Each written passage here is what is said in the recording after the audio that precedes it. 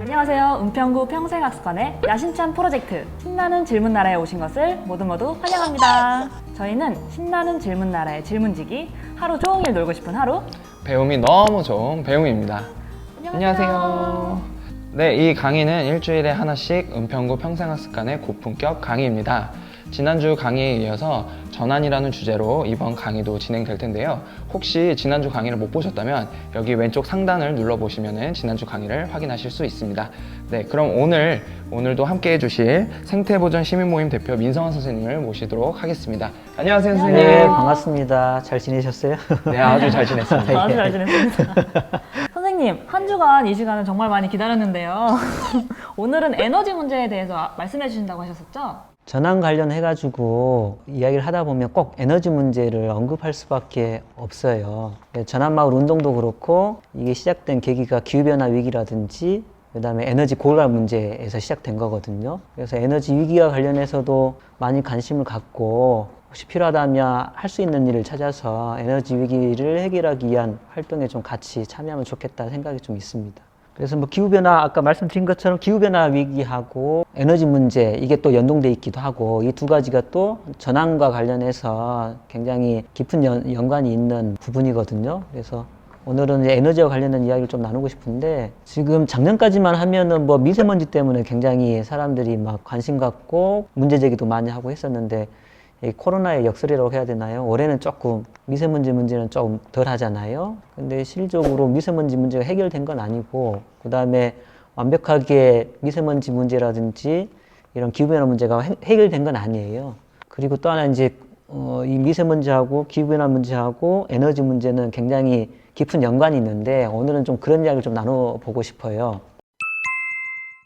보통 그 에너지 위기 하면은 두 가지 지점에서 위기를 이야기하거든요. 하나는 뭐냐면, 지금 그거 상상해 보신 적 있으세요? 어느 날 아침에 눈을 떴더니 긴급하게 이제 그게 재난 방송이 나오는 거예요. 어제 저녁에 화성인이 지구에 침공을 해서 지구상에 존재하는 석탄, 석유, 천연가스를 모두 우주선에 실어서 화성으로 가지고 가버렸어요. 이게 뉴스에 뜨는 거예요. 그 사건 이후로 한번 하루의 삶이 어떻게 구성될지를 상상을 한번 해보시면 되게 재밌을 것 같아요. 어떨 것 같아요? 저는 그럼 이제 화석연료가 없다는 그렇죠. 말씀이신 거잖아요. 에너지원이 우리가 강력하게 지금 현재 쓰고 있는 에너지원이 없는 거죠. 존재하지 않는 거죠, 지구상에. 그러면 일단 당장에 이제 아침에 일어나서부터 이제 뭐 밥 짓는 거라든지 모든 게 이제 전기로 이루어져 있다 보니까 뭐 방에 불을 켤 수도 없을 것 같고, 또 출근할 때 뭐 이렇게 타고서 출근을 해야 될 텐데 그런 것들도 탈 수가 없어서 아마 그것부터 저는 출근부터 먼저 생각이 날 것 같아요. 어떻게 출근해야 되지? 이양 뭐 질문 하나 했으니까 하나 더 할게요. 네. 그 자동차 회사들 중에 시가총액으로 따졌을 때 가장 시가총액이 큰 회사가 어딘지 아세요? 폭스바겐? 도요타. 문제는 이제 2등. 두 번째로 그 시가총액이 큰 회사, 자동차 회사. 테슬라예요, 테슬라. 테슬라는 어떤 자동차 회사예요? 전기자동차. 전기 자동차 회사잖아요. 왜 테슬라라고 하는 전기 자동차 회사, 뭐 벤츠 같은 경우는 100년이 넘잖아요. 근데 고작 2003년에 만들어졌으니까 한 17년 정도밖에 안 된 자동차 회사예요.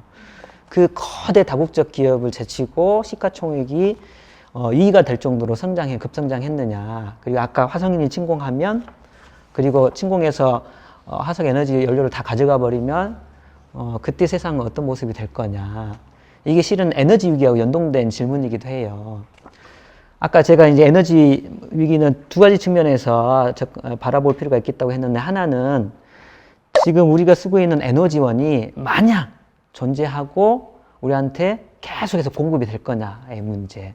혹시 석유 정점, 오일 피크 이거 들어보셨어요? 들어만 봤던 것 같습니다. 지금과 같은 현대 문명이 지탱 가능한 거는 석유, 석탄, 천연가스 같은 이런 화석 에너지원이 계속해서 안정적으로 공급됐기 때문에 가능했던 거거든요. 근데 이게 계속해서 공급이 될 거냐, 지금과 같은 방식으로 무한정으로, 어떻게 생각하세요? 아마 언젠가는 끊기지 않을까라는 생각이 들기는 하는데 그게 굉장히... 궁금해가지고 그걸 연구하는 사람들이 있어요. 연구자들이 연구를 해봤더니 대체적으로 이렇게 주장을 하는 사람들이 많습니다. 석유는 한 70년 정도 지나면, 길게 잡아도 한 100년 지나면 바닥나지 않을까? 석탄은 한 230년? 짧게는 한 150년? 천연가스 이것도 고작해 한 100년 지나면 바닥날 가능성이 많다. 지금과 같이 엄청나게 소비를 하게 되면. 그러면 아까 제가 그냥 우스갯소리로 화성인이 침공한다라고 가정을 했잖아요. 230년 지나면 그런 상황이 실제로 일어날 수도 있어요. 물론 달라지죠. 화성인 침공이 아니라 우리가 써서. 그러면 그때도 이와 같은 문명을 유지할 수 있을 것 같아요? 대체 에너지가 생기지 않을까요? 그러니까 지금과 같은 에너지가 고갈의 위험이 있기 때문에 이 문제를 해결해야 된다. 전환의 관점에서 이걸 이야기할 수 있는 거예요. 지금 시스템과 지금 소비 패턴을 바꾸지 않으면 미래가 암울할 거라고 하는 이런 것 때문에 전환이 필요하다고 하는 이야기를 하는 거죠. 근데 제가 아까 두 가지가 있다고 그랬잖아요. 하나는 이렇다고 그럽시다. 또 하나는 뭐가 있어요? 뭐일 것 같아요? 화석 에너지원이요. 굉장히 강력한 에너지원인데 약점이 있어요. 굉장히 지저분한 에너지원이에요. 예를 들어서 석탄 태우면은 뭐가 발생하는지 아시죠? 시커먼 먼지가 발생해요. 이게 결국은 미세먼지 원인 제공자이기도 하거든요. 제가 이거를 체감을 했는데 옛날에 제가 살았던 동네에 연탄 공장이 있었어요. 옆에. 365일 마루가 시커매요. 닦아도 1시간 지나면 다시 시커매져. 그때는 이게 심각한 문제라는 걸 생각하지 못했었는데 나중에 생각해 보니까 내가 굉장히 어렸을 때 아주 열악한 환경 문제가 심각한 동네에서 자랐구나라고 하는 걸 알게 됐거든요. 석탄만 그런 게 아니에요. 석유도 마찬가지예요. 예를 들어서 석유 가지고 자동차를 굴리잖아요. 그러면 자동차 굴리면 뒤에 배기가스가 나오잖아요. 그거 마시고 싶어요? 아니잖아요. 근데 결국 이것들이 뭐냐면 온실가스 주범이 되기도 하고 우리가 이야기하는 미세먼지의 주범이 되기도 하고 각종 다양한 우리한테 건강에 영향을 미치는 오염물질이 되는 거거든요.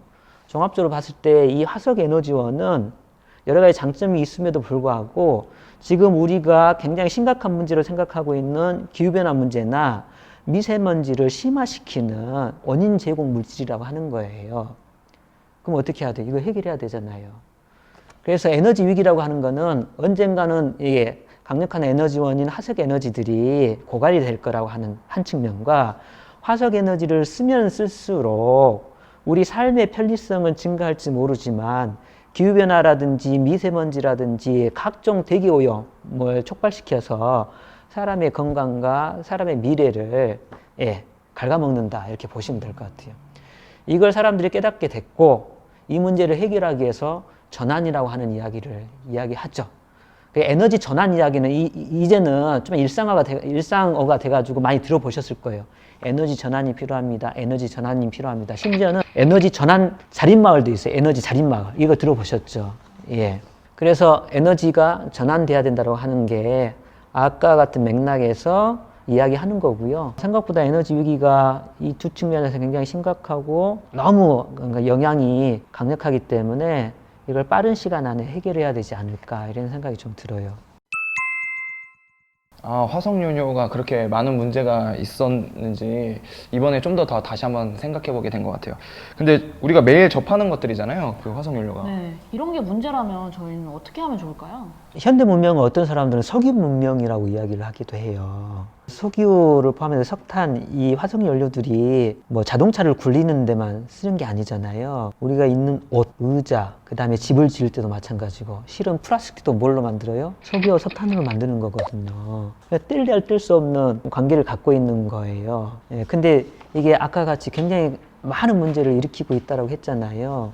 그럼 이걸 바꿔내야 되는데 그럼 대안이 뭐냐? 이런 질문이 나올 수 있죠. 그 대안 중에 하나가 아까 말씀하셨죠. 뭐 태양열이나 태양광이라든지 풍력이라든지 그 다음에 바이오를 활용한 이런 것들이 그러면 대체가 될 수 있다라고 하는 거죠. 그래서 이런 화석 에너지는 한 번 쓰면 사라지는데 이거는 재생이 가능하니까 그래서 재생 가능 에너지라고 표현하는 거고요. 이런 대체할 수 있는 에너지원이 있어요. 그래서 우리가 에너지 전환, 에너지 차원에서의 전환을 이야기할 때는 첫 번째로 지금과 같은 석유, 석탄, 천연가스가 아닌 새로운 에너지원. 그건 재생 가능 에너지죠. 태양의 힘을 이용하거나 바람의 힘을 이용하거나 그 다음에 파도의 힘을 이용하거나 땅속 깊이 열을 이용하거나 이런 것들로 바꿔낸다. 그래서 한 축의 에너지 전환이라고 표현을 하는 거죠. 에너지 원이 바뀌는 거예요. 또 하나는 뭐냐면 이게 또 굉장히 중요한 건데 사람이 생각이 바뀌어야 돼요. 에너지 원이라고 하는 거는 우리가 쓰고 싶다고 해서 무한정 공급될 수 없다 이제는.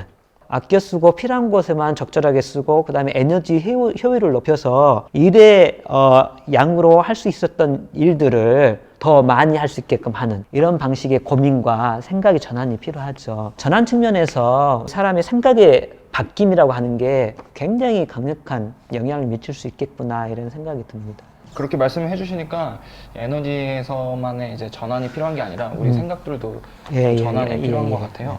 네, 정말 전환이라는 말 그대로 우리에게 익숙한 이 에너지라는 것에 대해서 완전히 바꿀 필요가 있고 또 그 때문에 사는 방식도 완전히 전환해야 될 필요가 있어 보이네요. 삶의 방식이 지금과는 확 달라져야 될 것 같아요. 예를 들면은 가능하면 가까운 거리는 자동차를 타지 않고 걸어 다니거나 자전거를 타거나 지금 서울시 정책 중에 조사를 해보면은요 가장 잘한 정책으로 재작년도 그렇고 작년도 1등 한 게 뭔지 아세요? 따릉이? 맞아요. 따릉이 정책. 사람들이 이제 피부로 느끼시는 것 같아요. 자전거 이용자가 굉장히 빠르게 늘어나고 있고 이 틈을 노려서 이제 사회적 기업들도 이런 공유 자전거를 테마로 하는 사회적 기업들도 점차 늘어나고 있어요. 완전히 새로운 삶의 방식인 것 같아요. 아직 자주 겪어보지 못해서 좀 어색한 부분도 있지만 그런 삶의 모습이 우리 지구를 좀 더 건강하게 만든다라는 것이 앞으로 우리가 좀 더 고민해보고 그렇게 해봐야 되지 않을까 싶습니다. 전환의 이야기를 어떻게 사람들한테 더 알려줘야 될 것 같아요. 이런 네. 방법들에는 좀 어떤 것들이 있을까요? 그냥 막연하게 전환하자라고 이야기하면 사람들이 그게 뭐야? 그게 무슨 이야기야? 전환이 도대체 뭔데? 이렇게 받아들일 수 있을 것 같아요. 근데 아까처럼 기후변화 위기, 생물 다양성 위기, 에너지 이런 부분으로 접근하면 이거는 실생활에 우리가 직접 연동돼 있는 거거든요. 특히나 에너지 같은 경우는 이게 굉장히 심각하고 문제 많고 이게 이렇게 바뀌어야 돼라고 하는 식으로 접근하면 의외로 쉽게 받아들일 수 있지 않을까 생각이 좀 들어가지고요. 거대 담론보다는 전환 안에서의 구체적인 내용 중심으로 접근하면 사람들하고 쉽게 이야기를 나눌 수 있지 않을까 생각이 듭니다. 그럼 혹시 선생님께서는 이제 만나시는 분들마다 이렇게 전환에 대해서 좀 얘기를 많이 전달을 하시는 편인가요? 많이 이야기하죠. 제 꿈이 뭐냐면은요, 은평구가요, 우리나라에서 가장 그러니까 모범적이고 모델이 되는 전환도시를 만드는 거가 목표 중에 하나예요. 그럴싸합니까? 네, 그럴싸합니다. 같이 해주셔야 돼요, 근데. 저도 같이 동참하도록 동참하도록 하겠습니다. 하겠습니다. 예, 그러니까 전환도시, 그냥 동네마다 전환마을 이렇게 만들어서 이게 가능하구나. 전환을 통해서도 사람들이 지속 가능하게 행복하게 살아갈 수 있구나라고 하는 거를 정말 보여줬으면 좋겠어요. 은평구에서 그걸 한번 만들어 보면 좋겠다는 생각이 좀 있습니다. 네, 이번 시간에도 역시 하나도 빠뜨릴 수 없는 에너지에 대해 정말 중요한 강의를 들어봤던 것 같아요. 강의를 통해 제 의식도 전환이 되는 것 같습니다. 이건 맛배기죠. 나중에 좀 더 깊이 공부할 수 있는 기회가 있는 거죠. 그럼요. 이제 전환이 이제 막 시작됐으니까요. 예. 그럼 오늘도 빠뜨릴 수 없겠죠? 네. 오늘도 삼행시 한번 에너지로 해볼까요? 오늘은 삼행시인가요? 네. 예. 삼행시, 에너지. 에너지로 준비를 해봤습니다. 예, 알겠습니다. 그러면은 지금까지는 계속 하루 씨가 먼저 해왔으니까 제가 예. 한번 먼저 해보도록 할까요? 예, 그러면 제가 오늘 네, 드릴게요. 한번 부탁드리도록 하겠습니다. 자, 준비되셨어요? 네, 준비됐습니다. 예. 에너지를 아끼면 너, 너와 나의 지. 지구가 행복해집니다. 예. 역시 짧아. 네, 제가 짧은 거 좋아요. 좋아해서요. 예. 저도 이번엔 좀 짧은데요. 그래요? 에너지를 아끼지 않는 너, 너와 나. 지. 지금이라도 반성합시다. 와. 좋아요. 감사합니다. 네, 오늘은 생태보전 시민모임 대표 민성원 선생님과 함께 전환마을과 에너지 문제에 대해서 알아보았습니다. 지금까지 당연하게 생각해오던 것들을 조금만 바꾸면 우리 모두가 건강한 세상을 만들 수 있다는 전환이 정말 가치 있게 느껴지는데요, 선생님? 그렇습니까? 예. 다음 시간에는 마지막인데요. 그 먹거리, 음식과 관련된 이야기를 좀 해보면 좋겠어요. 네, 알겠습니다. 오늘 민성환 대표님과 함께한 이 강의가 정말 마음에 드셨다면 구독과 좋아요, 부탁드리겠습니다. 그럼 저희는 이만 여기서 인사드리도록 하겠습니다. 지금까지 신나는 질문 나라에 하루 종일 놀고 싶은 하루 배움이 너무 좋은 배움이었습니다. 감사합니다.